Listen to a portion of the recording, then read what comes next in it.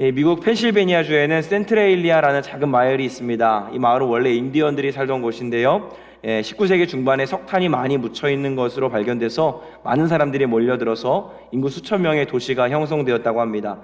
1962년 5월 어느 날 한 청소부가 석탄 난로에서 타다 남은 재를 구덩이에 던졌는데 그 재에는 아직 불이 완전히 꺼지지 않은 석탄 덩어리가 있었습니다. 그 구덩이가, 이 재를 던진 구덩이가 탄광과 연결되어 있었는데요. 거기서 그만 큰 화재가 발생하고 말았다고 합니다. 소방관들이 출동해서 화재를 진압했습니다. 그런데 그 화재로부터 17년이 지난 1979년, 17년 전 그 탄광에 붙었던 불이 여전히 꺼지지 않고 계속해서 타오르고 있는 것을 발견하게 되었습니다. 땅 속에 있던 석탄 광맥을 타고 그 불길이 계속해서 연결되었다는 것이죠. 그 불은 석탄이 고갈될 때까지 앞으로 250년은 더 지속되어 타오를 것이라고 전문가들은 예측하고 있습니다. 사도 바울은 데살로니가에서 많이 잡아야 한 달 정도를 머무르면서 말씀을 전했습니다. 그러나 그가 붙인 이 말씀의 불은 꺼지지 않고 계속해서 타올랐습니다. 복음을 들은 사람들은 예수를 구주로 영접하게 되었고요. 이들이 데살로니가 교회를 형성하게 되었습니다. 하나님의 말씀은 그 자체로 힘이 있어서 사람들을 변화시킵니다. 하나님의 영이 하나님의 말씀과 함께 일하시기 때문입니다. 자, 그런데 우리가 잘 아는 말씀대로 말씀 그 자체가 성령과 더불어서 역사하시지만 그 말씀을 전하는 사람과 그 말씀을 듣는 사람도 역시나 중요합니다. 극도로 짧은 시간 복음을 들었던 이 데살로니가 교회가 열매를 맺게 된 것, 복음의 불길이 활활 타오르게 된 것에는 두 가지 요소를 생각해 볼 수 있겠습니다. 첫째는 복음을 전하는 사람이고, 둘째는 그 복음을 받는 사람입니다. 우리가 한번 이 말씀을 데살로니가 전서의 어떤 2장의 말씀들을 한번 좀 살펴보면서 은혜를 나누기 원하는데요. 첫 번째로는 복음을 전하는 사람의 자세입니다. 사도 바울은 후일에 데살로니가 교인들에게 보내는 이 편지에서 복음을 전했던 자신의 태도에 대해 이렇게 설명하고 있습니다. 먼저 복음을 전하는 동기에 대해서 데살로니가전서 2장 3절과 4절에 그는 이렇게 말씀합니다. 우리의 권면은 간사함이나 부정에서 난 것이 아니요 속임수로 하는 것도 아니라라고 말씀했습니다. 하나님으로부터 복음을 전한 사명을 받았기 때문에 하나님을 기쁘시게 하기 위해서 순전한 마음으로 복음을 전했다는 것입니다. 사람을 기쁘게 하기 위해서가 아니고 사람에게 아첨하거나 자신의 유익이나 입지를 다지고 영광을 취하려 하지 않았다라고 바울이 고백합니다. 또한 데살로니가전서 2장 7절에 그가 복음을 전할 때에 사도로서의 권위를 내세운 게 아니라 마치 엄마가 젖먹이를 돌보는 것처럼 온유하고 부드럽게 그 말씀을 전했다고 말합니다. 물론 때로는 아버지가 자녀를 훈계하는 것처럼 엄하게 권면하고 위로하기도 했다고 2장 12절에서 말씀하고 있었습니다. 그러니까 엄하게 말씀을 정말 권위 있게 전하는 것과 또 온유하게 부드럽게 설득하는 것, 이 두 가지 모두가 바울이 복음을 전하는 자세였다는 것이죠.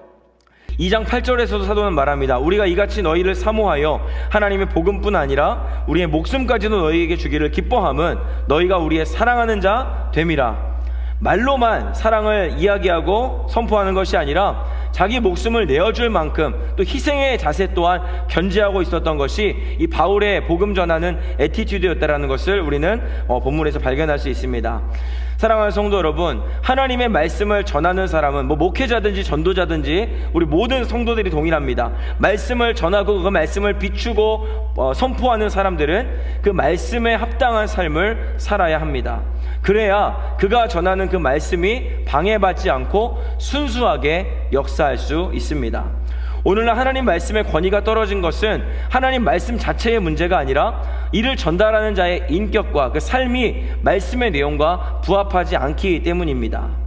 복음 전하는 자의 동기가 사람의 인정을 받고자 하는 욕구나 내 사역의 성공을 위한 욕망이 되어서는 안 됩니다. 그릇이 정결하고 깨끗해야 그 안에 음식물을 먹고 사람이 건강해지고 유익을 얻을 수 있습니다. 저와 같은 목회자들은 자기 유익을 구하지 않고 오직 말씀을 전하며 사랑과 희생으로 목양할 때 열매를 결실하게 될 것이고요. 우리 퀸즈하님께 모든 성도들은 순전한 마음으로 주님과 몸된 교회를 위해서 섬기고 사역하고 겸손하게 행할 때 주님이 영광 받으시고 아름다운 신앙의 열매를 추수하게 된다는 것을 기억할 수 있어야 하겠습니다. 두 번째로, 하나님의 말씀이 일하시기 위해서는 이 복음을 듣는 사람의 자세도 너무나 중요합니다. 데살로니가 사람들은 하나님의 말씀을 받을 때에 사람의 말로 받지 아니하고 하나님의 말씀으로 받았다라고 데살로니가전서 2장 3절에 말씀합니다. 분명히 사도 바울이라는 이 사람의 입에서 나오는 말인데 데살로니가 성도들은 이를 하나님이 말씀하시는 것으로 들었습니다. 마음을 활짝 열고 그 선포되는 말씀을 하나님의 말씀으로 수납했습니다. 내가 해결할 수 없는 문제에 대한 답을 구하는 심정으로 오늘 나에게 주시는 말씀이 무엇인지 전능자의 그 말씀에 귀를 기울이면서 그 주시는 말씀을 내가 꼭 지키겠습니다, 열매 맺겠습니다라는 결단으로 말씀 앞에 서 있었다는 것입니다. 잠언의 말씀은 하나님의 자녀가 말씀을 청종하는 것이 얼마나 중요한지 잠언 4장 20절 22절에서 이렇게 말씀하고 있습니다. 내 아들아, 내 말에 주의하며 내가 말하는 것에 내 귀를 기울이라. 그것을 내 눈에서 떠나게 하지 말며 내 마음속에 지키라. 그것은 얻는 자에게 생명이 되며 그의 온 육체에 건강이 됨이니라. 말씀을 청종하고 그 말씀을 마음에 받아들이는 것이 성도의 생명이 된다라고 말씀합니다. 그 영혼이 살아나고 육신도 활력을 얻게 되는 이 역사가 하나님 말씀의 강력이라는 것이죠. 사랑하는 성도 여러분, 우리가 복음을 맡은 자로서 합당한 삶을 살기 위해서는요, 반드시 순서가 있습니다. 사역이 먼저가 아니라 말씀을 청종하는 것이 먼저라는 거예요. 그 말씀이 내 속에 있는 것이 여기서부터 우리의 사역과 섬김과 사명이 시작되어야 한다는 것입니다. 내 안에 말씀이 없는데 그 말씀의 생명력이 나를 움직이지 못하는데 태연하게 사역하고 봉사하는 목회자와 직분자들이 얼마나 많은지 모릅니다. 저와 여러분도 이 일에서 자유로울 수 없는 것이지요. 그래서 우리는 두렵고 떨리는 마음으로 날마다 말씀 앞에 먼저 서 있어야 하는 것입니다. 데살로니가에도 그 속에 주님의 말씀이 없는 자들이 많았습니다. 어떤 이들은 말씀을 듣고 바울과 실라를 쫓아서 그리스도인이 되었지만 어떤 유대인들은 바울과 실라를 죽이기 위해서 불량배를 동원하고요, 때를 지어서 야손의 집에 쳐들어가죠. 정말 무례합니다. 그 이후에 바울과 실라가 베레아로 선교의 어떤 여정을 이동하지만 이 바울과 실라를 잡아내기 위해서 그들은 데살로니가에서 베레아까지 가는 수고를 마다하지 않습니다. 여러분 어떻습니까? 이 자기 속에 말씀이 없는 자들은요, 엄청난 열심을 가지고 있습니다. 열심은 정말 충만해요. 그런데 그 열심을 가지고 말씀이 없으면 주의 몸된 교회를 세워나가는 것이 아니라 그 열심을 가지고 복음을 대적하는 자가 되고 교회를 무너뜨리는 도구로서 하나님의 손이 아니라 사단의 손에 쓰임받는 비참한 인생을 살게 되는 것입니다. 너무나 감사하게도 하나님은 핍박을 받고 도망친 바울과 실라에게 이 말씀을 따르는 유순한 자들, 너그러운 베레아 성도들을 만나게 해주십니다. 데살로니가에서 믿는 자들도 너무나 좋은 굿피플들이었지만요, 성경이 말합니다. 오늘 본문 11절 12절에 베레아 사람들은 데살로니가 사람들보다 더 너그러워서 간절한 마음으로 말씀을 받고 이것이 그러한가 날마다 성경을 상고함으로 그 중에 믿는 사람이 많고 또 헬라의 귀부인과 남자가 적지 아니하였다. 사랑하는 성도 여러분, 이 본문 또한 어떻죠? 복음의 귀한 말씀, 그 말씀의 능력을 받게 된 사람들이 구원으로 인도함을 받고 놀라운 복음의 열매, 구원의 역사가 일어났다는 것을 보여주고 있습니다. 그런데 저는 이 본문에서 또 다른 은혜를 발견하면서 성도님들과 은혜 나누기 원합니다. 바로 이 때마다 베푸시는 하나님의 인커리지, 하나님의 격려와 회복의 은혜입니다. 이 14장 루스드라에서 바울이요, 돌에 맞아 죽은 사람같이 되었던 어려움을 겪었었습니다. 16장의 빌립보성에서는 귀신 들린 여종을 고쳐줬지만 이 수입이 끊긴 여종의 주인 때문에 많이 매맞고 감옥에 갇히기도 했습니다. 그렇게 많은 어려움을 당해가지고 이제 그만 선교사역 이제 포기해야 되나, 여기서 내가 할 만큼 했으니 많은 열매들이 그간 있었으니 이제 여기서 그만 내려놓고 멈춰야 될까, 바울에게 인간적인 생각이 왜 없었겠습니까? 그러나 포기하지 않고 한 걸음 한 걸음 이 선교의 발걸음과 순종의 발걸음을 걸어갈 때 주님께서 너그러운, 아주 유순하고 아주 순종 잘하는, 말씀을 사랑하는 베레아 사람들을 만나게 하셔서 바울의 마음을 위로하게 하시고 다시 한번 달려나갈 수 있는 힘을 공급하심을 우리는 이 본문에서 발견할 수 있게 됩니다. 사랑하는 퀸즈 하나님께 성도 여러분, 우리에게 주어진 이 믿음의 길을 걸어갈 때 이 길에는요, 나 홀로 있는 것이 아니라 주님이 함께 하시고 이 사명의 길을 능히 감당할 수 있는 능력도 주시고 열매도 주시고 또 사랑하는 동역자들을 붙여준다는 사실을 기억하시기 바랍니다. 하나님 여호수아에게 두려워 말라, 내가 너와 함께 있으리라 약속의 말씀으로 이스라엘 백성들을 가나안 땅으로 인도할 수 있도록 힘과 용기를 더하여 주셨습니다. 엘리야는요, 로뎀나무 아래에서 주님이 공급해 주신 떡과 물을 통하여 40주 40야를 달려서 호렙산으로 갈 수 있었습니다.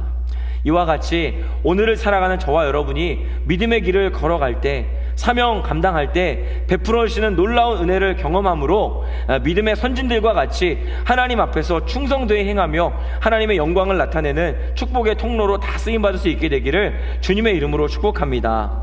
이제 말씀을 맺겠습니다. 하나님은 당신의 말씀을 전하는 자, 당신의 말씀을 온 마음을 다해서 청종하고 수납하고 사랑하며 즐겨 듣는 자를 통해서 복음의 역사를 써내려 가십니다.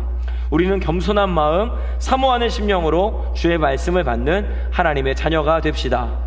그 말씀의 능력이 꺼지지 않는 열정과 그 충성됨을 우리에게 공급해 줄 것을 믿으며 나아갑시다.